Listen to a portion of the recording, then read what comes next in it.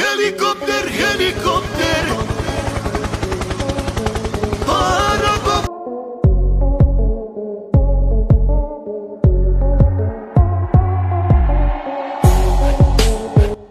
মাত্র 6 দিনে 28 বার হেলিকপ্টারে চড়ে ব্যাপক সমালোচনার মুখে পড়েছেন অন্তর্বর্তীকালীন সরকারের উপদেষ্টা আসিফ মাহমুদ। মাত্র 9 কিলোমিটার পথ যেতে তিনি গাড়ি না ব্যবহার করে হেলিকপ্টারে চড়েছেন। কেন হেলিকপ্টারে এতটুকু দূরত্ব যেতে হবে? জুলাই বিপ্লবকে তিনি প্রশ্নবিদ্ধ করেছেন। এমনই মন্তব্য করছেন নেটিজেনরা।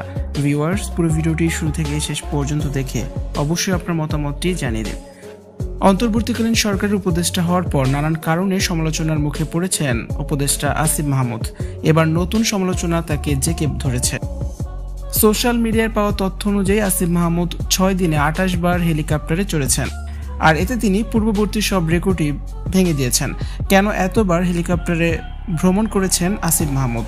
সামান্য 300 খানা কম্বল বিতরণ করতে হেলিকপ্টারে চড়েছেন আসিফ মাহমুদ, জানিয়ে হচ্ছে ব্যাপক সমালোচনা। ঘন ঘন হেলিকপ্টারে চড়ে জনরোষানলে পড়েছেন আসিফ মাহমুদ। জনগণের টাকায় এমন বিলাসিতা মেনে নেওয়া যায় না বলেও মন্তব্য করেছেন নেটিজেনরা। আসিফ মাহমুদ বাড়ির কাছে গেলেও অনেকে অভিমান করে তাকে দেখতে আসেন। আসিফ মাহমুদ ও নাহিদ ইসলামকে নিয়ে জনগণের অনেক আশা ও প্রত্যাশা। এভাবে প্রতিদান দিবে তা মেনে নিতে পারছেন না জনগণ।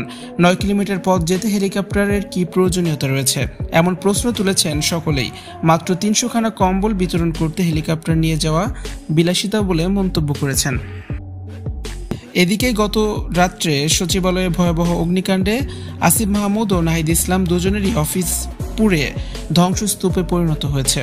ভিউয়ার্স, আসিফ মাহমুদের হেলিকপ্টার চড়া নিয়ে আপনাদের কি মন্তব্য? কমেন্টস করে অবশ্যই জানান, আর ভিডিওটি অবশ্যই শেয়ার করে দিন। ভিডিওটি দেখার জন্য ধন্যবাদ।